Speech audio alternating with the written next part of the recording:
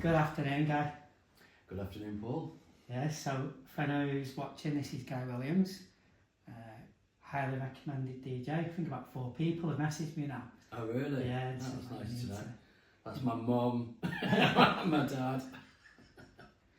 So I was reading about you, and it said that your dad worked for a record company. Yes, he did. He worked for a few actually. He worked for Chrysalis and Arista first, which was very around 80, 81, when Two Tone was part of Chrysalis, because I was at school and there was a lot, especially the year above us in school, were a lot of like mods and they were into Two Tone, and we used to have a lot of merch in our house, badges, scarves, all a lot, and I used to sell them at school unbeknown to my dad. I think he knows now. But yeah, so that was like the early 80s, and then around 84 he moved over to Virgin. Yeah. And that's when like the Human League were just hitting big, and they became like my favourite band in the world, and I had every vinyl, 7-inch, 12-inch picture disc, everything. Wow.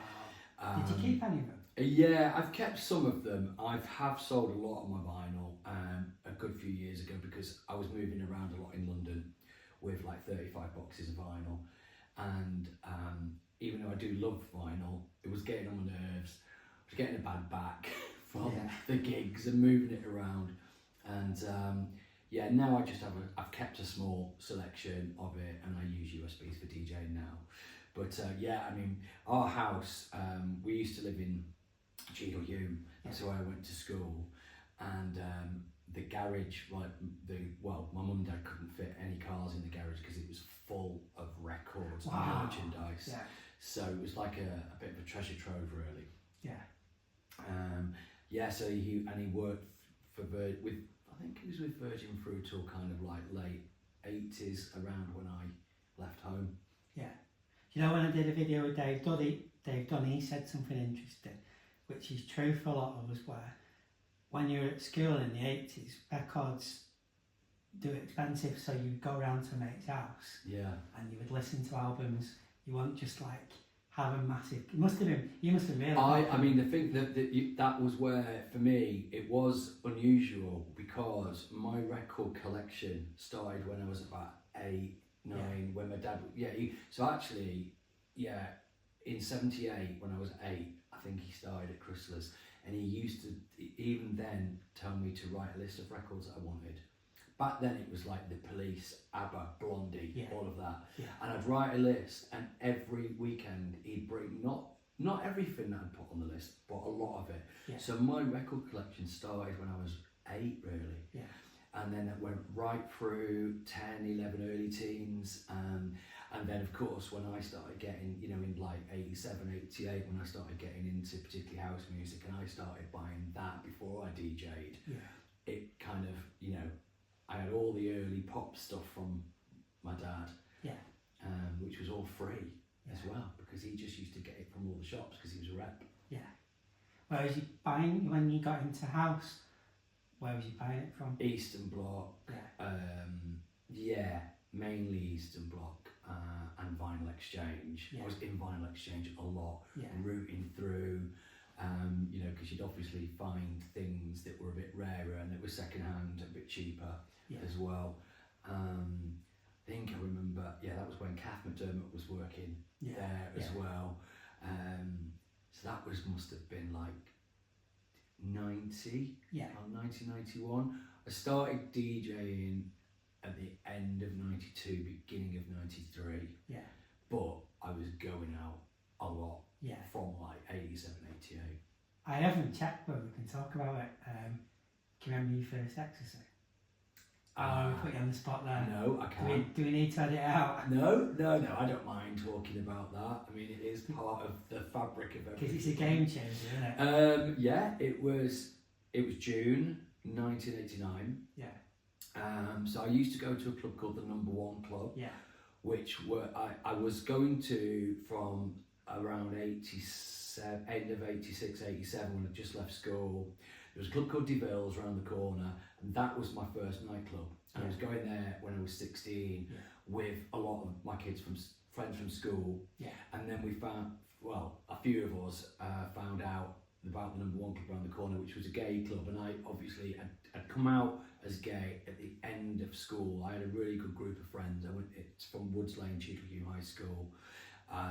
You know, some who went on to be involved in music and stuff as well. So I was very lucky and had support from being 16, 17, because back then it still wasn't as, you know, you couldn't be kind of as open as you can be, you know, nowadays. So yeah, I went to the number one club, and I went to the Hacienda a few times, 87, 88. And then in 89, I was regularly going to the number one probably twice a week. I don't know how I held down a full-time job, going out like literally 2-3 nights a week. What was you doing?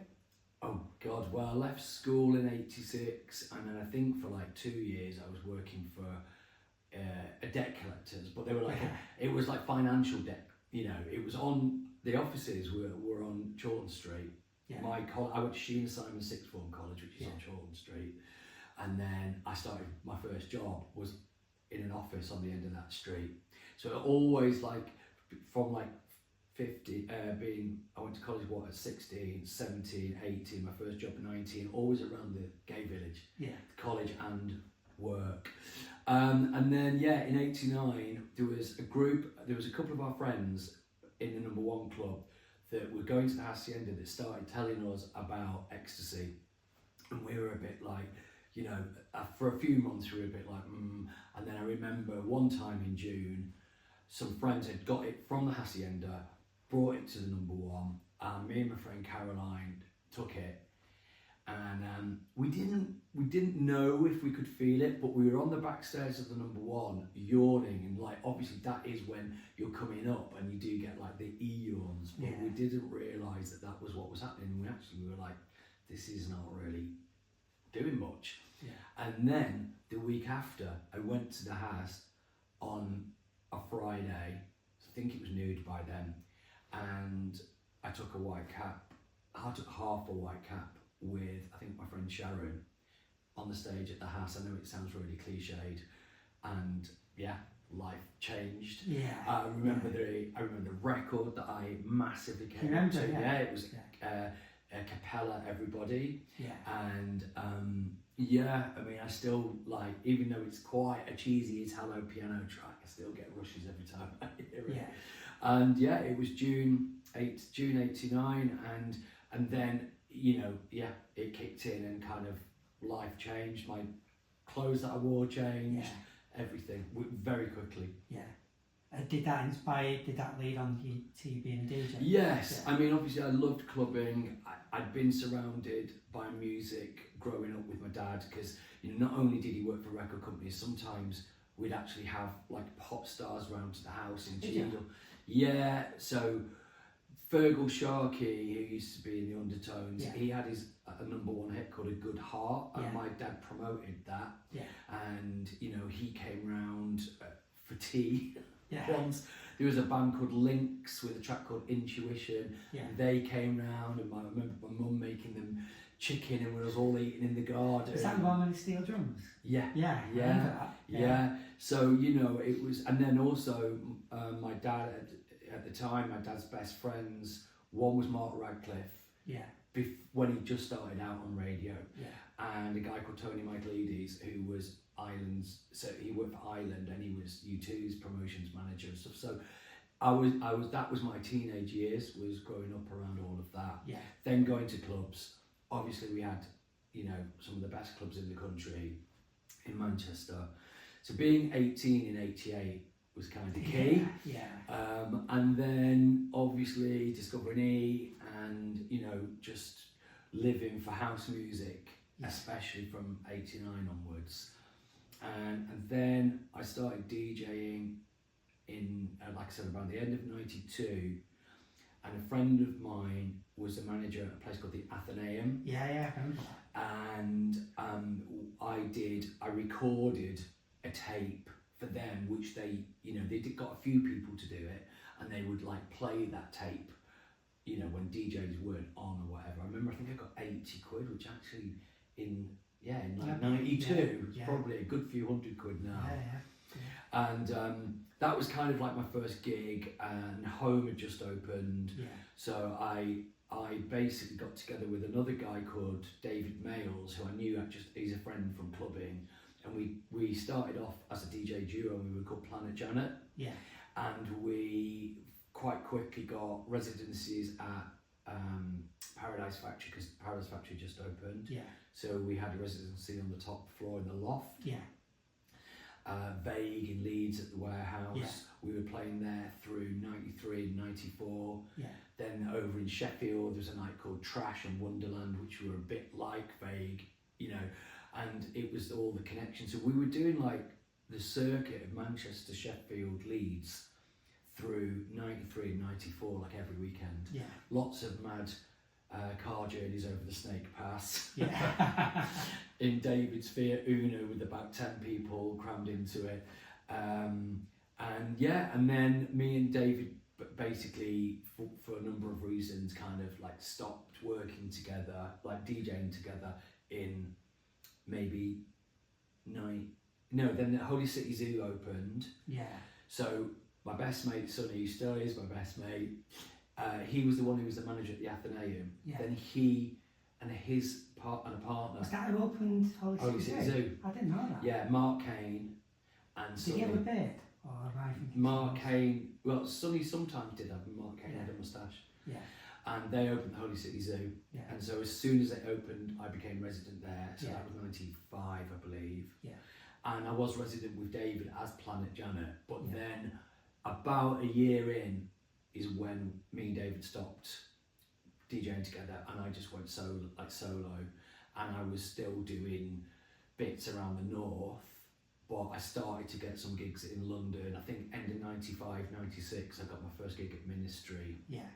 And then I got some other gigs out of Manchester as well. And then in 97, I moved to London to take a job with Jive Records as club promotions manager. Yeah. And started, DJing in various bars and clubs a bit more and building things there. And then I was with Jive for 2 years, then I went to Defected, and then it just went crazy. Did you go to work at Defected? As promotions manager. Was So it? that was 2000 to 2002. Yeah. They had, in the time I was there, we had Defected's first number one, Roger Sanchez, Another Chance. Oh yeah, I forgot about Yeah, that. so I was the promo manager Was for you? that. Kings of Tomorrow Finally. Yeah, yeah. That was like, I worked that record. Yeah. So, and also Defected had a DJ agency, and I went on to that. And as the promotions manager for Defected, it did open lots of doors. Yeah.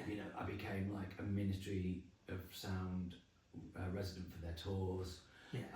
Got residencies, in lots of big clubs in Brighton and London. And then I also was a resident for Trade, which was a really famous after-hours gay club at Turnmills. Yeah. And through that, there was another night, which was an offshoot of Trade called DTPM. And Lee, who used to be a flyer boy for Trade, started DTPM, and it was at Bar Rumba, then it moved to The End, then it moved to Fabric, and we were every Sunday at Fabric for 8 years. Yeah. So I had some really, from like 99, 2000, for a good 8 years, had some amazing residencies at all these clubs, like Ministry, Fabric, Turnmills. Turnmills isn't there anymore, and The End isn't there anymore. Do you know when you mentioned Athenaeum, you worked at Flash, didn't you?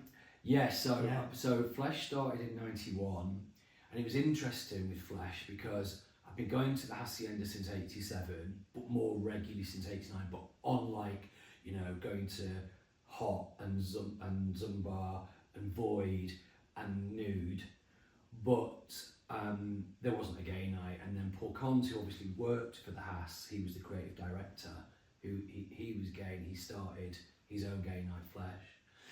And I think Flesh started at the end of 91, so for about a year, it was on the last Wednesday of every month, which is crazy when you think about it now. What big night is it on a Wednesday? Yeah. And I think about 800 people went to the first one. Kath McDermott will probably know the figure more correctly because her and Paulette were there from the beginning. Yeah. You know, and were both amazing and still are.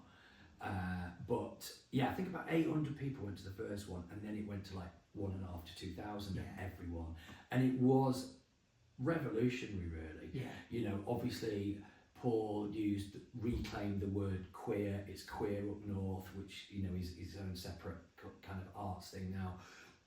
And it was just kind of really taking the gay identity and emboldening the gay community. And, you know, we used to go to Flesh, and then the next day we'd be still buzzing and talking about what we were going to be wearing for the next one in a month. Yeah. And obviously fashion was a big part of it. You know, I know that you've had Billy on, and you know, Billy's an old friend of mine, and Becky Hook, you know, wrote a new book about the Hacienda called Threads last year, which is more about the fashion side of things, and you know, giving recognition more to Flesh, because what had happened is, obviously there'd been gang trouble, as we all know about, and the house closed in 90 for 6 months, and it reopened with metal detectors and heavier security and all of that. I mean, you know, around then, I remember being in the queue, in the guest list queue, and there was a rumour went down the queue that someone had been stabbed in the club, and the next thing, an ambulance pulled up. We'd just taken a pill in the queue, so we were all coming up and giddy, and an ambulance pulled up, and the office door opened. We were like next to the office door in the queue, and they wheeled a guy out, strapped into a chair, bleeding out, and got him in the back of the ambulance, and the ambulance wouldn't start, and we all had to give it a push start with this guy potentially dying in the back. And then we went into the club. I mean, it was crazy when you think about it. So the Haas, you know, and we kind of stopped going in, like, it reopened, say, end of 91. I remember through 91, I kind of was a bit like, I'm done with it, really. And then Flesh started, end of 91, beginning of 92. And it was like, oh my God, we've got a gay night. None of like Salford and gangs and stuff were coming down at first. And I think we had a good 2-year run. Through 92, 93, and then at some point around end of 93, 94, the gangs discovered that gay people like to party, gay people like to buy drugs, etc. And then I noticed they started to appear, you know, under the alcove where they used to be on a Friday and Saturday, but like Flesh as well. And then I remember it got to the point towards the end of Flesh when I was up near the door, and Ange Matthews, who I'd got to know and was friends with, said, "Guy, don't let anybody out." And you know, it had the fact 51 in glass cut out of the door, and I was looking through it, and it was horrific. The fight that was going on the door, on the doorway to the house, baseball bats, blood, like hideous. And she was like, "Do not let anyone out." And I'm there like, and like trying saying, you can't leave to everyone, you can't leave to everybody, and I was like, it's now happening at Flesh as well. But we did have a good few years of it being one of the most special nights in the country, I think. And do you know what, like, you forget, like, cause I think after the Euro 96, bars seemed to take over.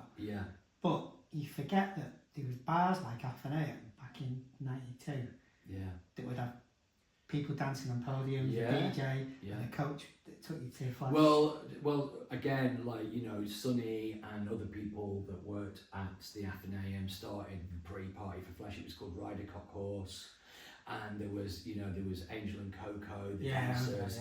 There was other various dancers as well. The DJ would be on, they'd be giving out sweets and ice pops and all that vibe, and then you get a coach to the Hacienda. And I used to play there a lot. And then at the Athenaeum also, I remember, because I was in a couple of bands as well. I was in a band so I used to run a clothes shop called U-Barn. Do you remember that? Where was it? We had two. We had one in the Royal Exchange, and we had one on Bridge Street.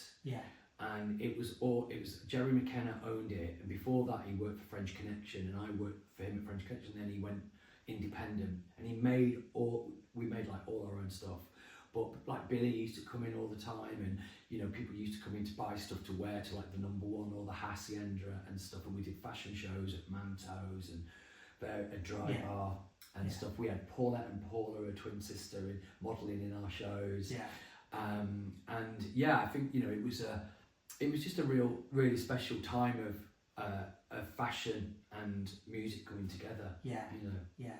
God, I really feel it listening to you now. Listening to like it was. I think, you know, to be honest, like from kind of 88, yes, there was a gang problem for sure, and that affected clubs, like I've just said. But you know, and it was a roller coaster.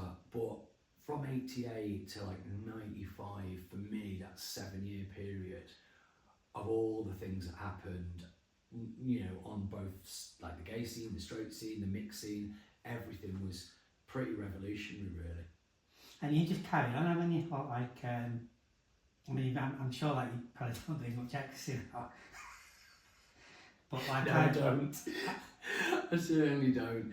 But you know, I'm still a DJ. I put parties on.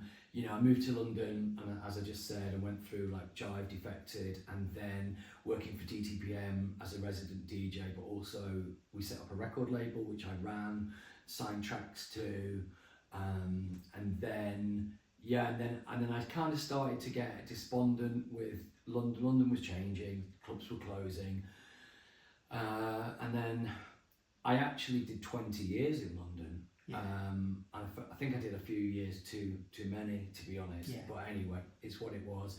But I'd been going to Ibiza since '94, between '94 and 2000, going as a tourist and enjoying Ibiza and the clubs and all the rest of it. And then I did my first gig in 2000. Obviously by then I'd already been DJing 7 years in the UK, but my first gig in Ibiza was 2000. I played at Space and El Divino and Manumission. I think great first gigs that I got. And then I spent years doing what loads of people do, going to Ibiza and saying, I'm moving here, you know, and not wanting to leave the island and all the rest of it. And I did that for 18 years. From 2000, when I started DJing, to 2018, which is 7 years ago, and then I did move there. Do you know what? There's a clip on your Instagram, and normally, like a lot of the time, I scroll through stuff and I don't. It's pretty rare that I'll stop and watch things several minutes. But there's a clip of you DJing at Ibiza, and I should know this now, I'm doing the video, but it looks brilliant, and you're playing the track.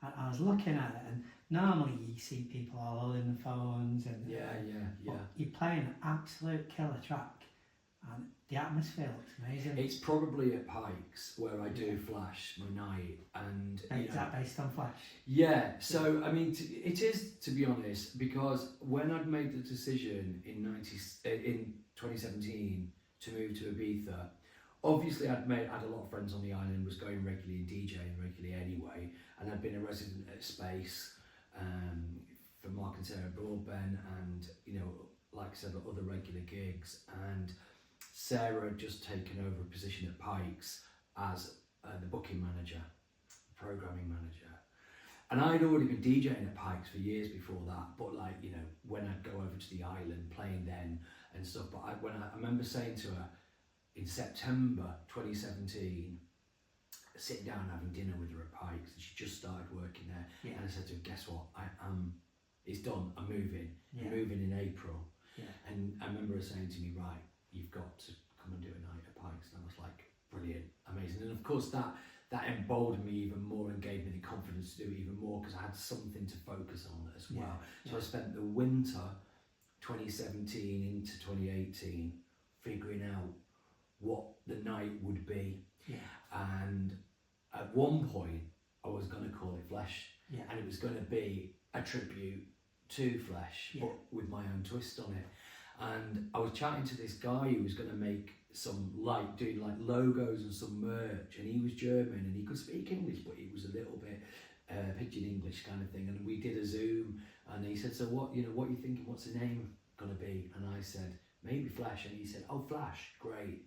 And I said, no, it's Flash, but actually, and then we started talking about how we could do really nice, simple but rememberable logos for Flash, etc. And I decided I would call it Flash. Yeah.